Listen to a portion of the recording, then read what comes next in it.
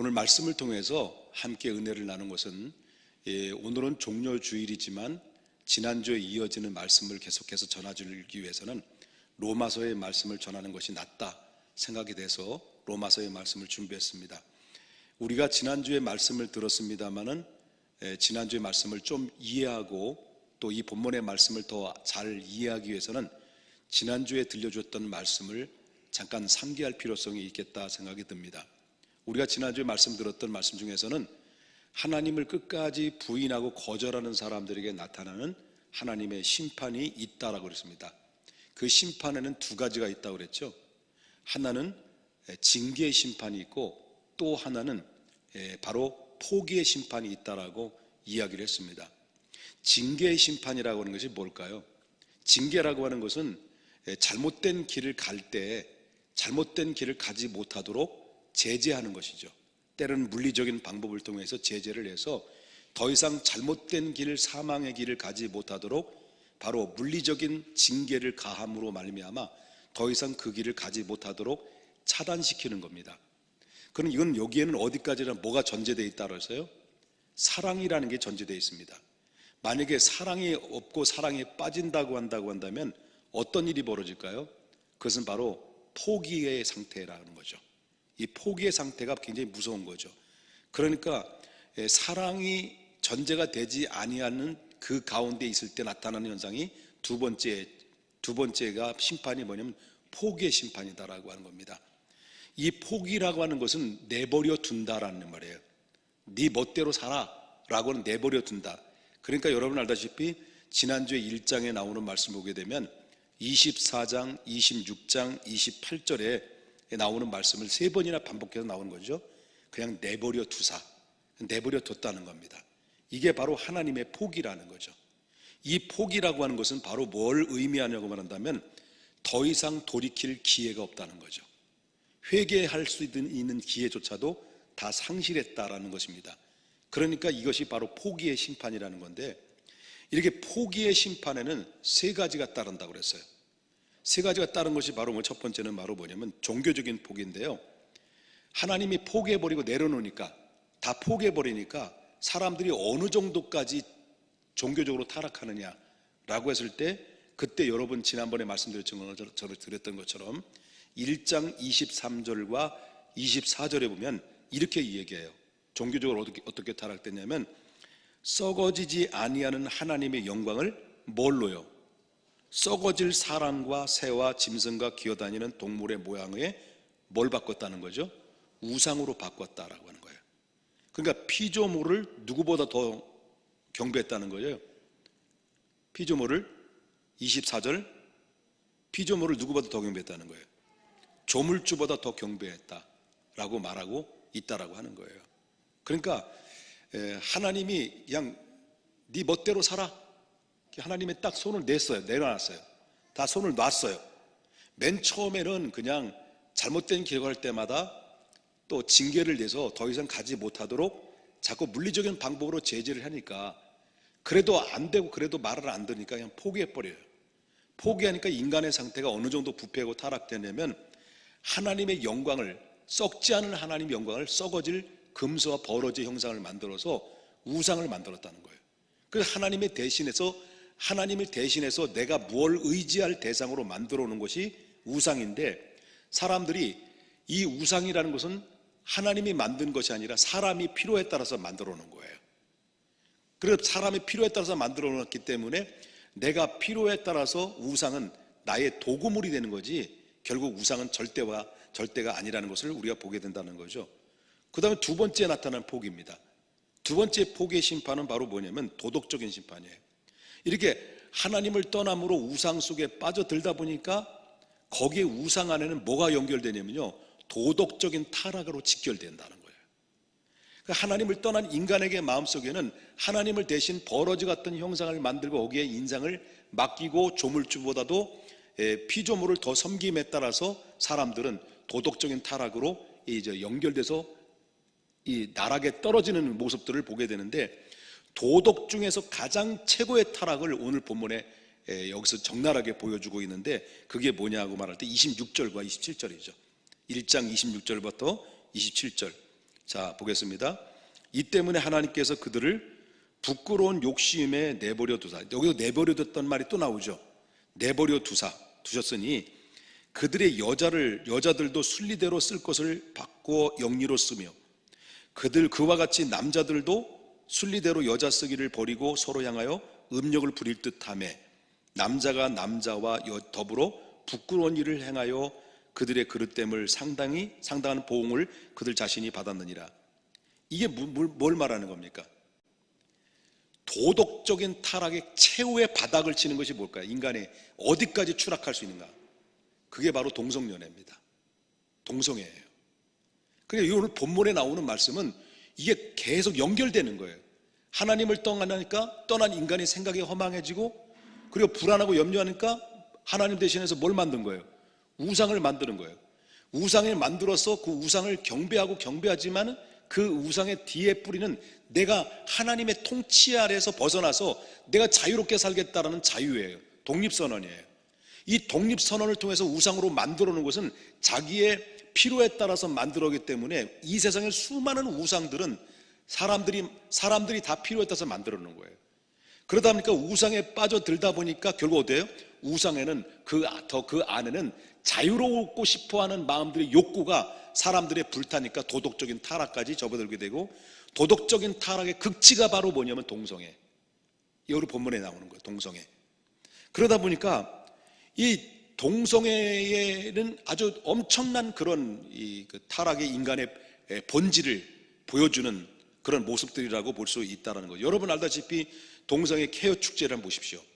케어 축제를 하게 되면 동성애 할 때 옷을 대부분 거의 다 벗다시피 해가지고 성행위를 하는 그런 액션을 취하면서 그 모습들을 적나라하게 이 도로에서 길거리에서 다 모든 사람이 보는 가운데서 보여주고 있는 겁니다. 이런 모습들이 있게 됐고요. 뭐 동성애에 대해서 지난번에 말씀드려서 더 이상 말씀 안 드리겠습니다만은 그 다음에 세 번째 포기는 뭐예요? 윤리적 포기입니다.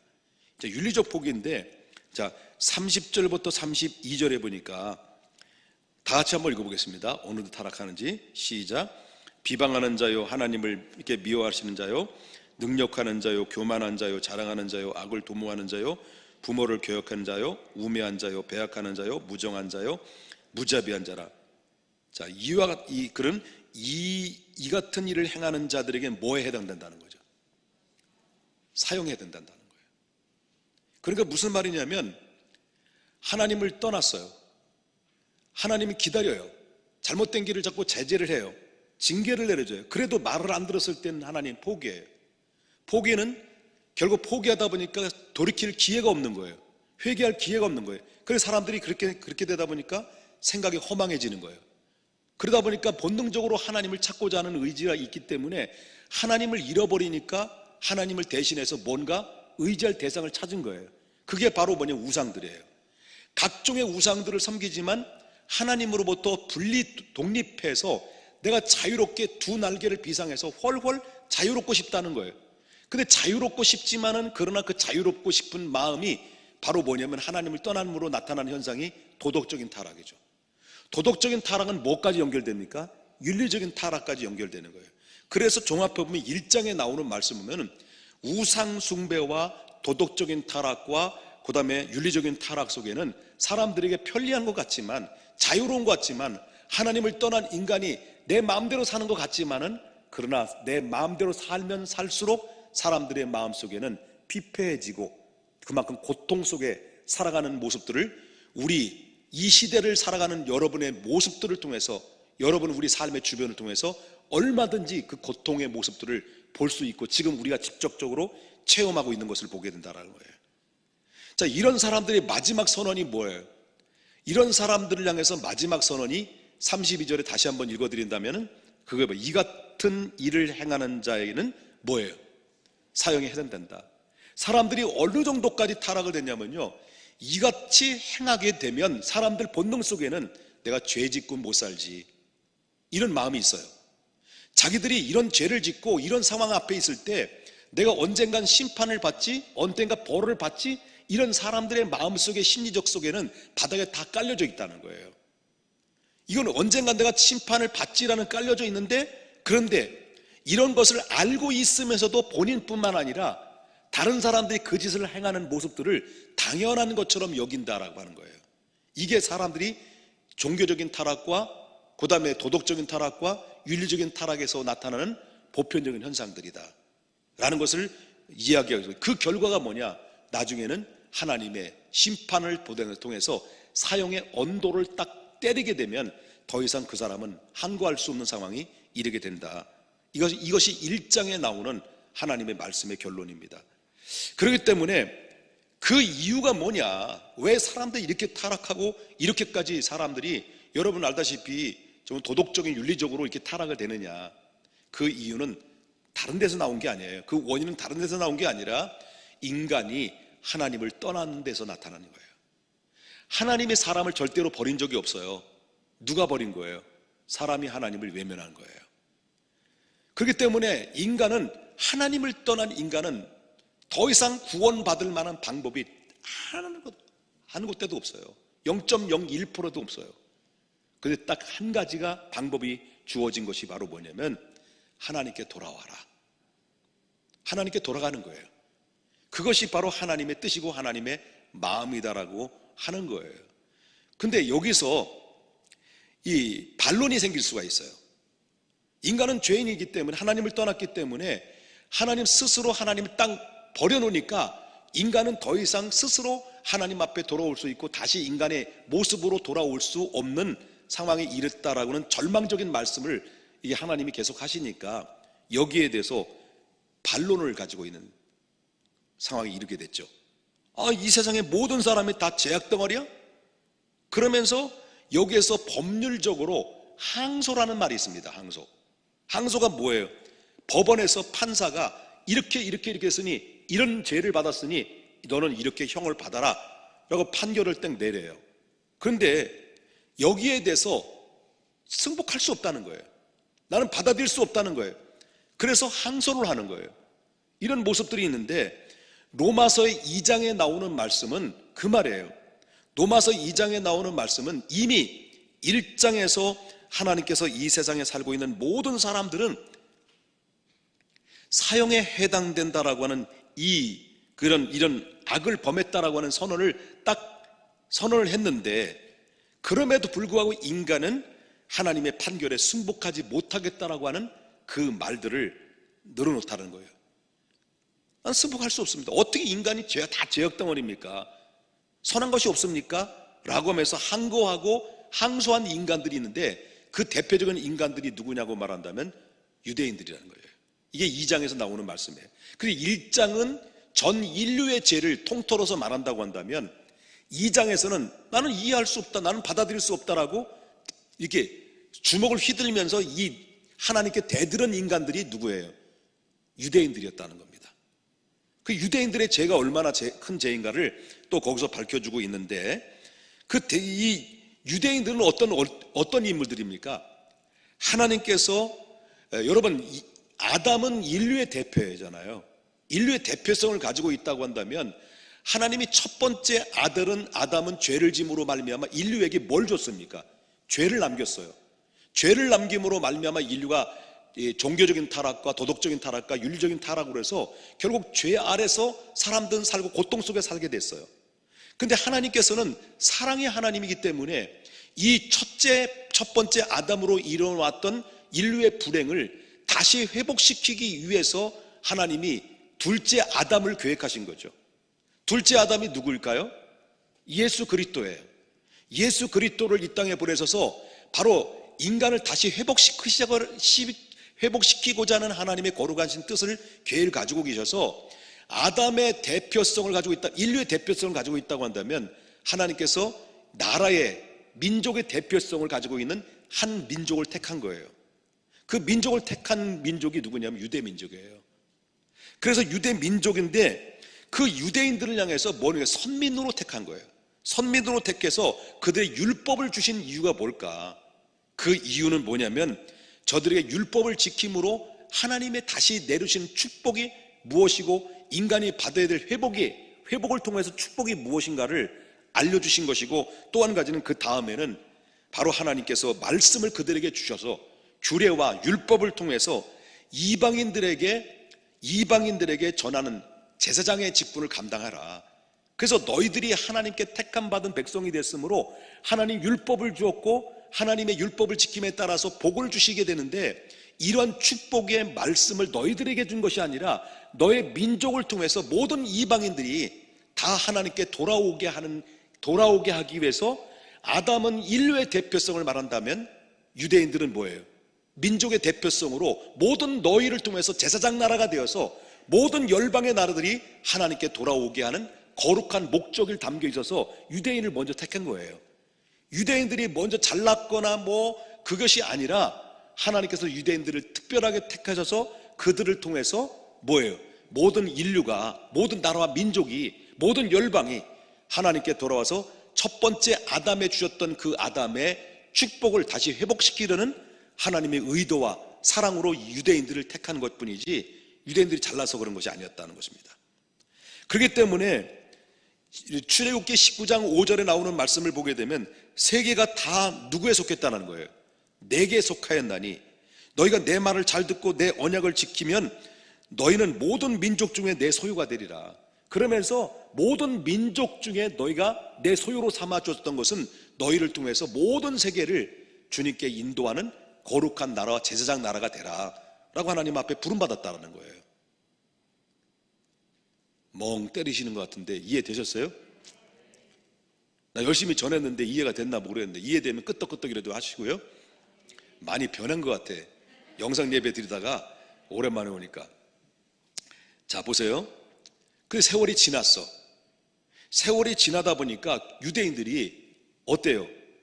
자기들이 하나님께로부터 택함 받은 민족이다 라는 이 생각 때문에 교만인과 외식의 도구가 되어버렸어요. 그래서 결국 어떻습니까? 교만이 싹이 트기 시작하면서 결국 그들에게는 어깨에 훅가시가 들어가고, 그리고 이 바로 목에 힘을 주면서 그 이방인들을 모두 보는 개보듯 한다는 거죠. 개보듯 하면서 결국 그들은 거들먹거리고 자기들은 하나님께로부터 특별한 존재다라는 이런 교만과 이런 그 외식으로 얼룩져 있는 민족성을 지니게 됐다라는 것이죠. 그래서 그들은 이방인들을 생각하기를 어떻게 했냐면, 이방인들은 지옥에서 땔감이고 우리들은 너희들과 다르다라는 특별하다는 그런 존재를 앞세워서 결국 그들은 존재의식을 가지고 있었다는 거예요. 왜냐하면 그들은 아브라함의 후손이고요, 그 다음에 또한 하나님의 성민이고 율법을 받았으며 할례를 받았으며, 그리고 또한 하나님께로부터 약속받은 민족이기 때문에 자기들은 절대로, 이방인들은 구원받을 수 없고 개같은 민족이고 지옥에 땔감이 있는지 모르지만 우리들은 너희들과 다르고 특별하기 때문에 다른 존재다, 우리는 그런 것을 갈 수가 없다 라고 하면서 하나님께서 1장에 나오는 말씀을 우리는 동의할 수 없습니다. 그러면서 항소했던 이 인간들이 바로 누구냐면 유대 민족들이었다는 것을 이 사도 바울은 신랄하게 고발을 하고 있다는 것을 보게 된다는 거죠. 여러분, 이런 생각은 유대인만 국한된 것인가요?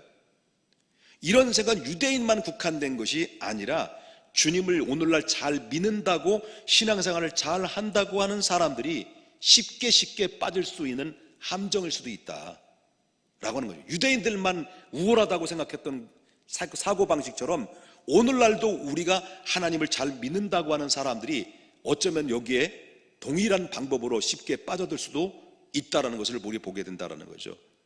자, 이런 사람들이 너하고 나하고 다르다, 바로 이방인들은 결국은 지옥의 땔감이지만 우리는 특별한 사람이다 라고, 바로 너하고 나하고 다르다라고 하는 이 생각을 가지고 있는 사람들이 특징이 있어요. 첫 번째 특징이 바로 뭐냐고 말한다면 남을 쉽게 비판하는 경향이 있다는 거죠. 남을 쉽게 비판하고 판단하고 정죄한다는 거예요. 이게 바로 1절에 나오는 말씀에서 소개해주고 있다는 거죠. 1절을 보겠습니다. 1절 첫 번째 보면은 그러므로 뭐라고 나와요? 남을 판단하는 사람아 라는 말이 나와요. 남을 판단하는 사람아. 자, 그래서 그들은 스스로 생각하기를 세상은 다 썩었어, 세상은 다 부패됐어, 타락했어. 그런데 우리는 아니야. 아직도 우리는 청정해, 청정기야. 라고 하면서 그 이유는 뭐냐? 그 이유는 나는 특별한 사람이기 때문에 그렇다고 생각하는 거예요. 이것이 바로 유대인들이 가지고 있었던 사고 형식이었다는 것을 우리가 보게 된다는 거죠.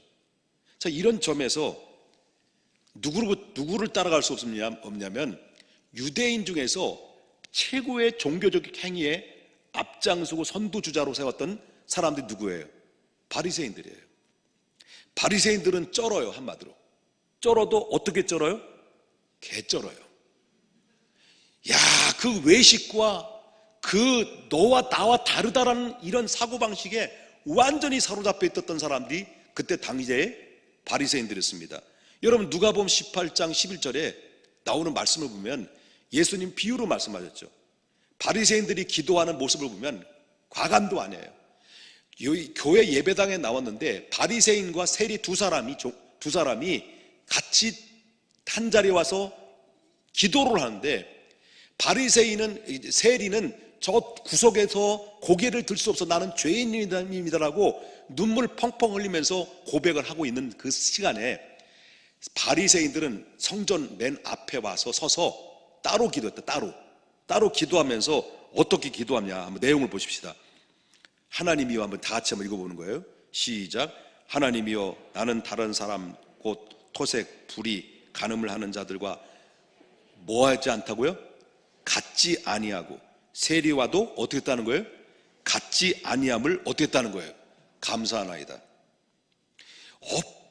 얼핏 들으면 참 멋있는 기도죠. 그렇죠? 바리새인 기도가 멋있는 기도예요. 그 앞에 서서 두 손을 높이 들면서 그 기도가 얼마나 멋있어요.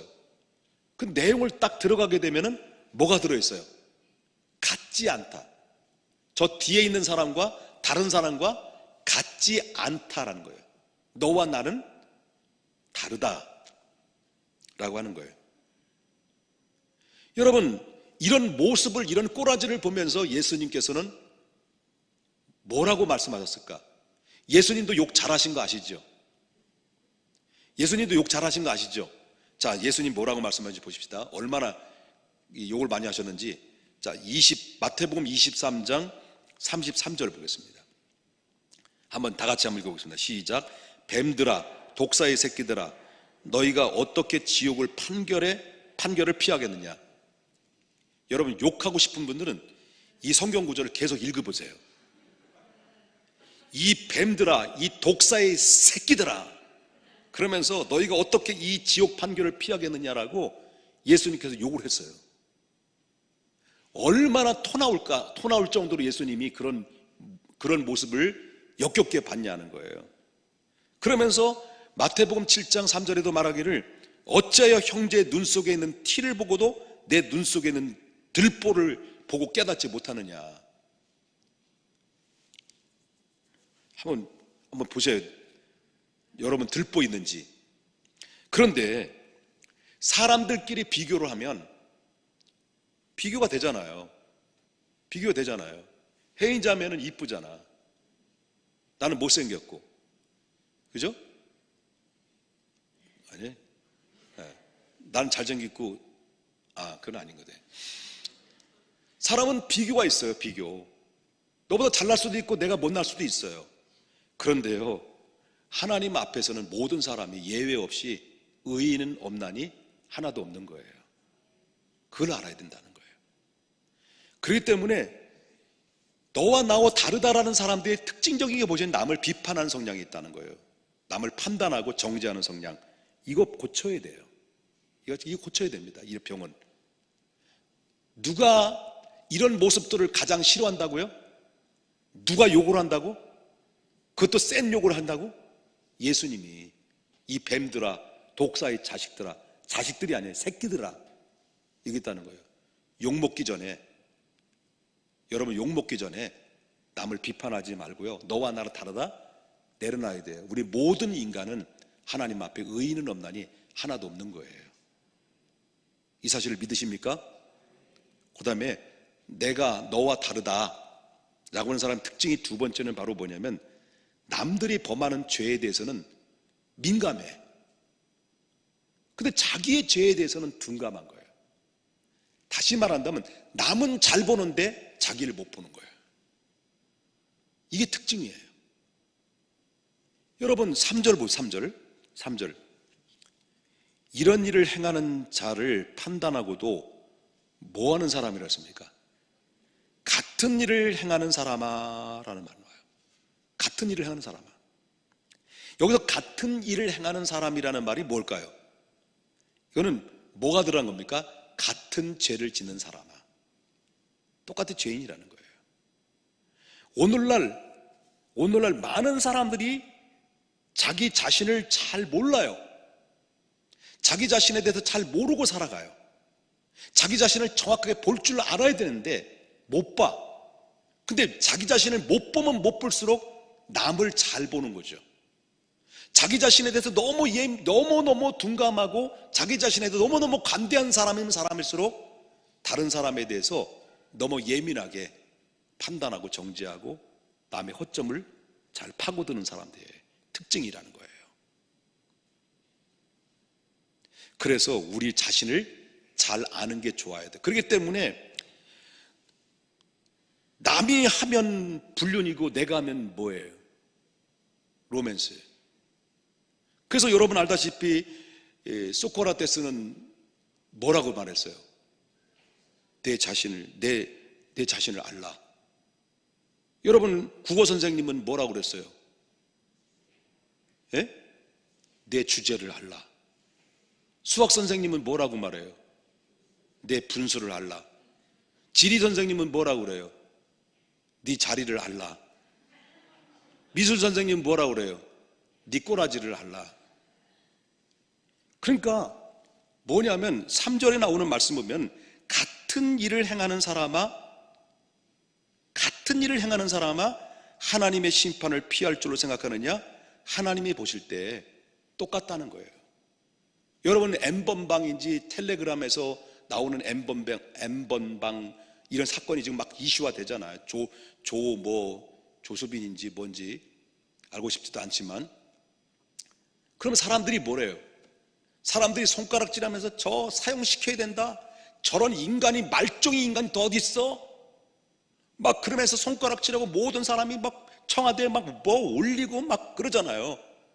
그러니까 막 이런 이슈화가 돼가지고 지금까지도 막 계속 그 이슈화돼서 떠들고 있잖아요. 지금 막 분노하고 막 그렇잖아요. 그런데 여러분 따지고 보면 조수빈은 그 짓거리 하다가 들켜서 발각이 된 거지. 그죠? 드러난 거잖아요. 그러나 실질적으로는 드러나지 않고 죄를 짓는 사람들이 얼마나 많으세요. 발각이 안 되는 것뿐이지. 여러분 예수님 말씀하셨잖아요. 누구들 여자를 보고 음욕을 품는 것도 뭐라고 그랬어요? 간음이라고 그랬어요. 간음이랬단 말이에요. 그런데 이 사람은 드러난 거예요. 우린 드러나지 않고 몰래 죄를 짓고 있는 거야. 그런데 이것이 뭐냐? 크고 작고 정도의 차이고 드러나고 안 드러나고 숨기고 못 숨기고의 차이지, 누구든지 모든 인간은 한마디로 말한다고 한다면 같은 일을 행하는 사람이라는 거예요. 모든 사람은 같은 일을 행하는 사람이에요. 우리는 사람 앞에서는 그렇게 할 수 있어요. 손가락질. 근데 하나님 앞에서 볼 때는 우리는 똑같은 사람이에요. 도찐이, 개찐이고 그놈이 다 그분이에요. 근데 하나님은 어떤 사람을 사랑해요? 자기를 보는 사람을 사랑해요. 자기를 볼 줄 아는 사람, 자기를 잘 볼 줄 아는 사람이 결국은 하나님께서 사용하시고 쓰신다는 거예요. 여러분 알다시피 다윗 아시죠? 다윗 왕. 이스라엘 다윗 왕 아세요? 이분이 한참 잘 나가다가, 왕이 돼가지고 잘 나가다가 여자를 보고 눈이 뒤집어진 거예요. 그래서 그 여자가 유부녀요. 남편은 군대 군인이고 부인은 부인이지. 이 밧세바를 보고 눈이 뒤집어진 거예요. 그 밧세바를 데려와서 겁탈을 했어. 성폭행을 했어요. 그리고 임신을 시켰어요. 이거를 야 이제 끝났다, 이제 조용히. 그래서 결국 어떻습니까? 그 임신을 시켰는데 이걸 은폐시키기 위해서 바로 우리아 남편을 휴가를 줬어요.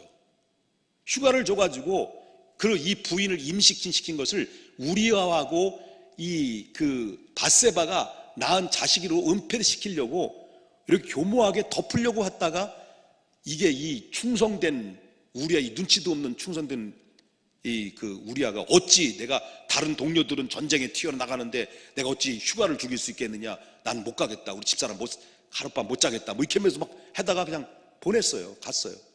그러니까 이거 은폐가 안 되거든. 그러니까 이 우리아를 치열한 전쟁터에 내보내가지고 죽게 만들었어요. 그 완전히 이걸 가지고 뭡니까? 완전히 그거를 다 덮었다는 것을 뭐라고 말하지? 그걸 완전 범죄. 맞아, 완전 범죄. 엘리베이트인가 정확하게 완전히 그냥 덮어버린 거예요. 그런데 하나님이 다른 사람을 속여도 누군 못 속여요. 하나님 못 속이지. 나단 선지자를 보내가지고 죄를 책망해요. 죄를 책망할 때 그 말씀을 듣고 자기를 본 거예요. 내가 하나님 앞에 큰 죄를 범했나이다 하면서 통곡의 눈물을 흘리면서 회개하고 하나님 앞에 돌이키기 시작해요. 죄값을 치렀지만 회개하고 자기를 보는 순간 하나님께서 그를 100번 주고 마땅한 죄인이고 심판받아야 될 죄임에도 불구하고 자기를 정확하게 바라본 다윗을 다시 사용하셨어요. 그 제2의 전성기를 맞이하는 그런 축복의 사람으로 바뀌어진 것인데, 정도의 차이는 있지만 누가 이 같은 일을 행하는 사람이랄지, 같은 일을 행하는 사람은 여러분과 저도 여기에 속하지 않는 사람이 없어요. 다 속해져 있는 사람들이에요. 같은 일을 행하는 사람아, 누가 누구를 정죄할 수 있겠습니까? 누군 드러나고 누군 발각된 것일 뿐이고 나는 드러나지 않고 발각되지 않은 것뿐이지, 같은 일을 하고 같은 죄를 짓는 존재인 것을 사람들은 모르는 거예요. 그러니까 자기는 관대하고 남에게는 관대하지 못하는 마음의 성량이 가지고 있는 것은 얼마나 엄폐 있는 잘못된 모습들인가라는 것을 우리가 보게 된다는 거예요.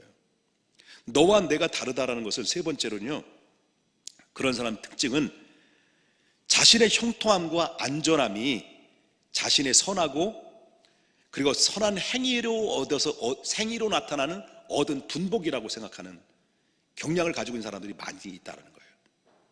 여러분 4절 보겠습니다. 내가 하나님의 인자하심을 너를 인도하여 회개케 하심을 알지 못하여 그의 인자하심과 용납하심과 길이 참으심이 풍성함을 멸시하느냐. 이게 무슨 뜻이에요?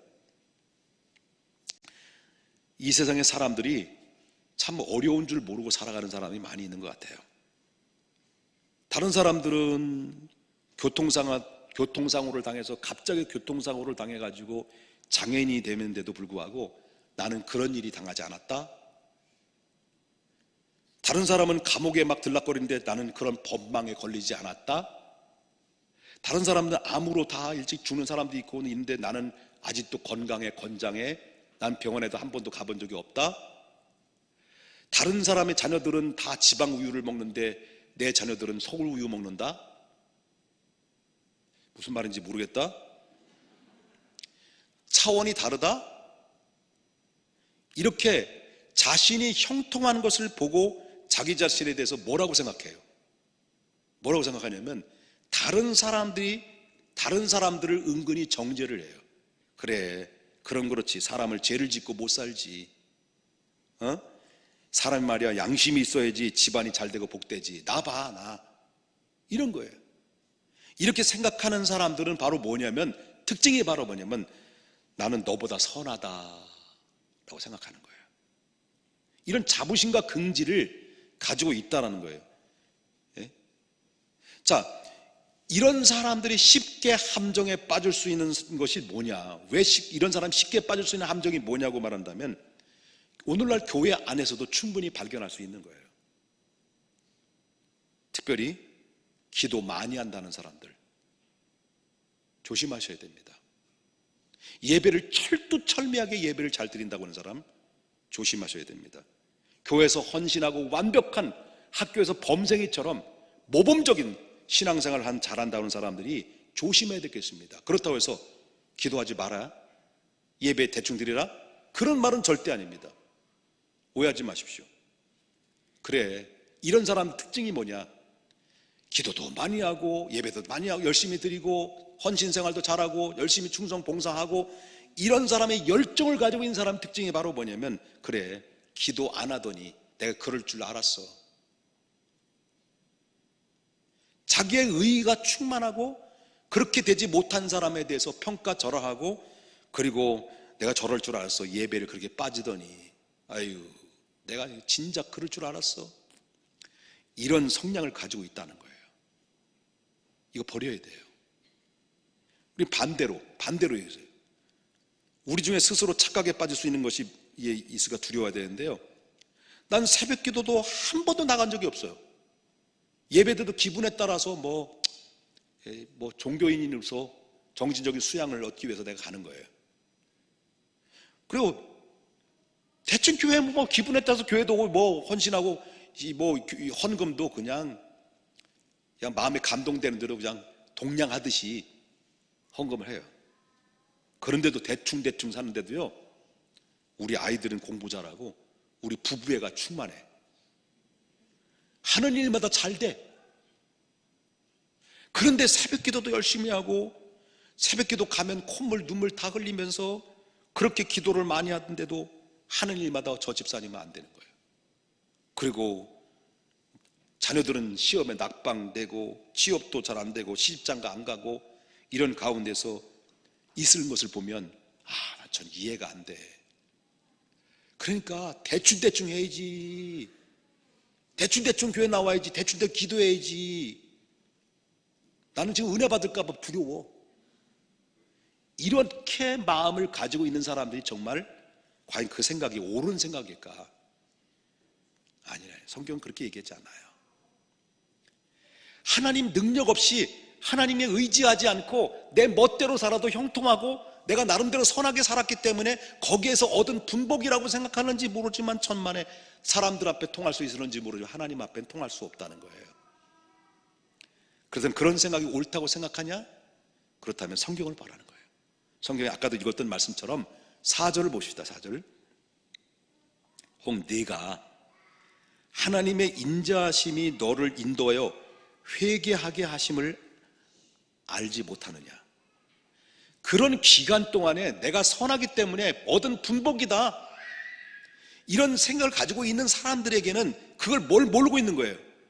하나님이 인자하심이 너를 인도하여 회개하게 하심을 기다리고 있다는 것을, 회개할 수 있는 기회를 주고 있는 그 시간이라는 것을 모르고 있다는 거예요. 그 인자하심과 용납하심과 같이 길이 참으심의 풍성함을 왜 너희들은 멸시하느냐? 하나님 계속 인자하심으로 기다리고 회개하게 기다리고 있는 것을, 그런 짓을 하고 그런 생각을 가지고 있는 사람들이 누굴 멸시하는 거예요? 하나님을 멸시하는 거예요. 그런데 그런 형통이요, 하나님 없이도 형통하는 형통이 부럽잖아요. 같은 성도로서 어떤 때는 저렇게 대충 신앙생활 하는데 어떻게 저 복을 받지? 부럽지. 나도 옛날에 그렇거든.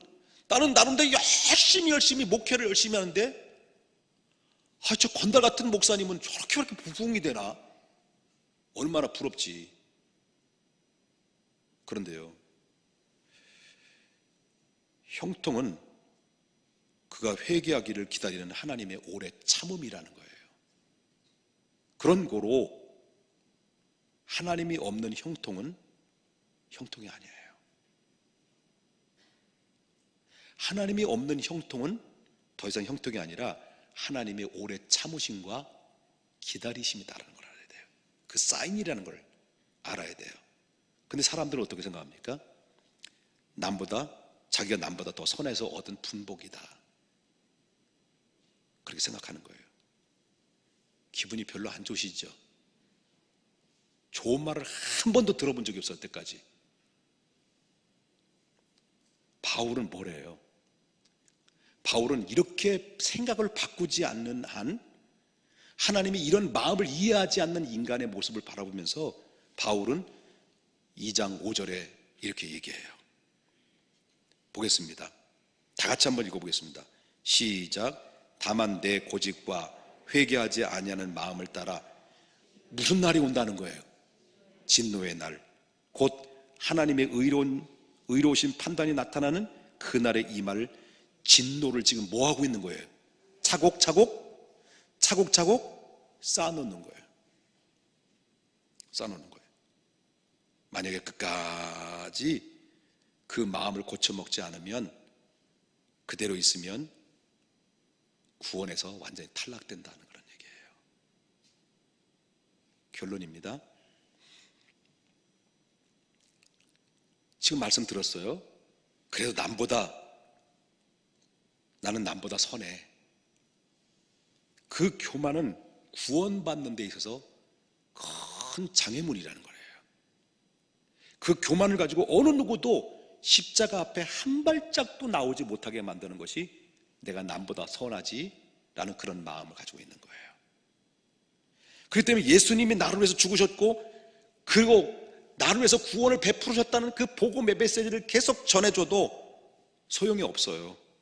아무리 강단에서 하나님의 심판을 외쳐도 그것은 남의 이야기로 들려오고, 신앙생활을 수십 년 동안 신앙생활하면서도 불구하고 예수 믿는 것이 단순히 복받기 위한 것이고, 기도 많이 하고 예배 잘 드리고 헌신 많이 하면 하나님이 이 땅에서 복을 많이 누리는 것으로만 생각하지, 근본적으로 인간의 영적인 축복이 무엇이고 근본적인 축복인지 모르고 신앙사는 사람이 얼마나 많은지 몰라요. 여러분 알다시피 탕자 이야기 아시잖아요. 예수님 비유로 말씀하셨을 때 탕자에 대해서 얘기해요. 가정에 두 아들이 있었어요. 큰 아들과 작은 아들이죠. 근데 이 작은 아들이 꼴통이야. 얼마나 꼴통짓을 하는지 몰라요. 완전 쩔어요. 어떻게 쩐다고? 개쩔어요. 얼마나 사고 뭉친지 몰라. 그래서 아버지가 자꾸 간섭하니까 둘째 아들이, 아버지 나 집에 못 있겠어요. 숨 막혀서 못 있겠어요. 나 집 나갈래요. 내게 돌아올 유산 미리 땡겨주세요. 하도 땡깡을 부리니까 깽판을 치고 막 그러니까 아버지가 할 수 없이 재산을 떼어서 둘째 아들에게 떼어주고 내보냈어요. 둘째 나갔어요. 나가서 호랑방탕 다 방탕한 생활 하다가 못된 짓을 다 하고 와서 그때 돌아왔어요. 자기가 잘못을 아는 거예요.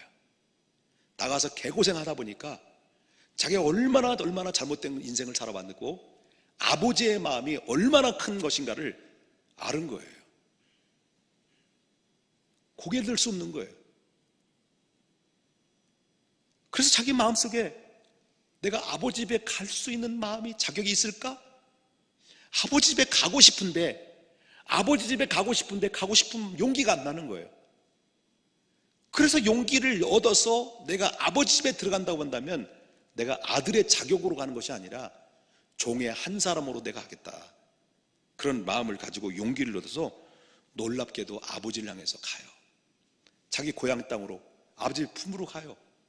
가는데 놀라운 것은요, 그 마음을 돌이키고 고개를 들 수 없고 정말 반거지가 돼서 만신창이가 되어서 돌아오는 그 아들이 집으로 돌아오는 그 모습을 아들이 발견한 것이 아니라 누가 먼저 발견했어요?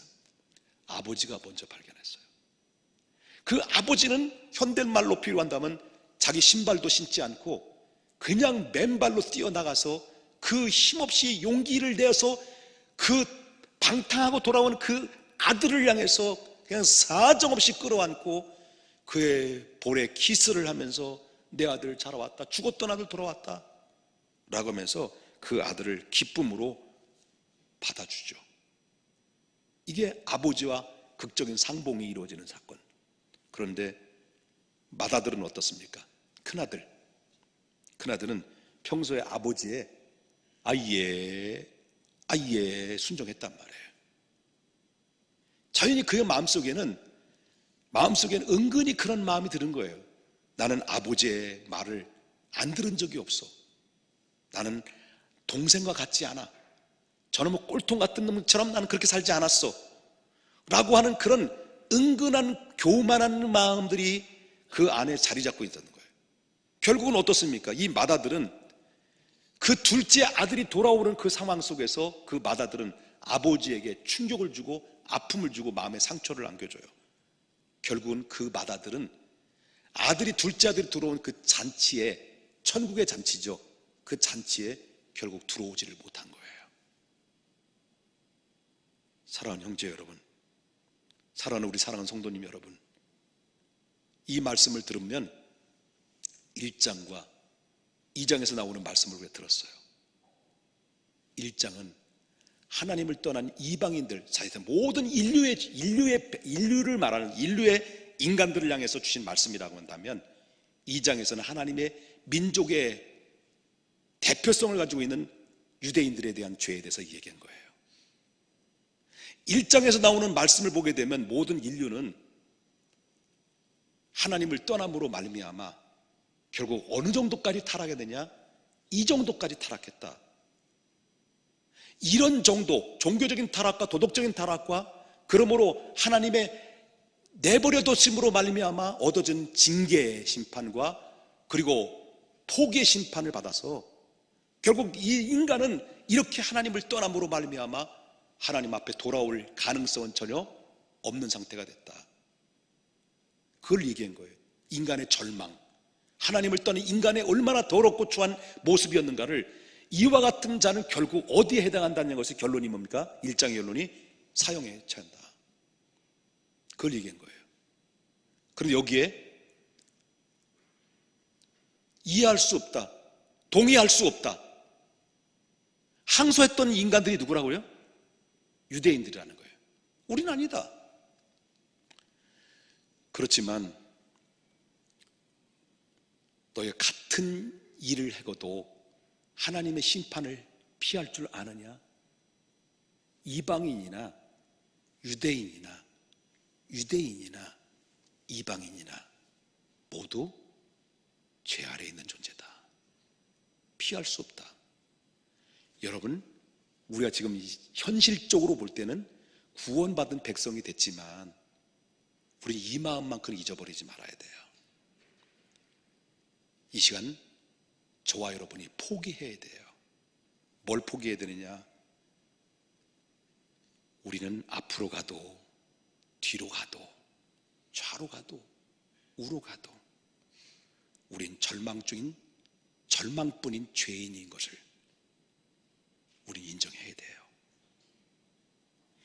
이와 같은 인정하고 고백할 때 이런 진실한 고백이 여러분 마음속의 중심에서 진정으로 우러나올 때 비로소 피 묻은 예수님의 손이 여러분들의 손을 잡아주는 거예요. 피 묻은 십자가 앞에 우리가 나갈 수 있는 유일한 길이에요. 그리할 때 십자가가 우리 눈에 보여지게 되고 그리할 때 우리의 영생이라고 하는 하나님 나라가 보여지는 것이지, 내가 너보다 달라? 나는 아니야? 나는 예외야? 라는 이런 교만과 외식으로 가득한 사람에게는 그 예수님의 손이, 피 묻은 손이 보여지지 않고 잡을 수도 없고 십자가가 보여지지도 않고 하나님 나라를 볼 수가 없는 거예요. 우리는 그래도 나보다 선해? 여러분, 걸려 넘어지는 거침돌이 되지 않도록 지금 하나님 앞에 우리는 감사해야 된다는 거예요. 우리는 완전히 절망 속에 있을 때, 완전히 우리는 죄인이라는 것을 인정하고 돌아갈 때, 그때 비로소 십자가와 주님의 피 묻은 손에 붙잡힌 바 되고 하나님 나라를 바라보면서, 그래서 이 은혜를 감격할 수 있고, 내가 의의라는 것이 내가 의의라는 것을 조금만 나타나도 십자가의 능력을 완전히 그 안에서 의지하지를 못하게 되는 거예요. 우리가 그 십자가의 능력, 내가 완전히 하나님 앞에 죄인인데 내가 주님의 나를 불쌍히 여기시고 그 십자가의 사랑으로 그 피 묻은 손으로 나를 붙잡아주고 나를 인도하시고 나를 당신의 백성으로 삼아주신 것을 내가 느끼고 경험할 때 비로소 거기에 자발적으로 우러나오는 것이 뭐냐? 주님을 향한 찬양과 예배요, 헌신이요, 봉사가 그게 그대로 행위가 드러남으로 말미암아 고스란히 그를 우리가 하나님 앞에 들고 고만 살고 와라 해도 아버지께 가서 내가 이것을 드려드릴 수 있는 놀란 믿음의 행위의 열매가 여러분 안에 자연적으로 발생된다는 것을 믿으셔야 될 줄 믿습니다. 이 은혜가 여러분의 진리 앞에 있어지기를 주님의 이름으로 축복합니다. 기도하겠습니다.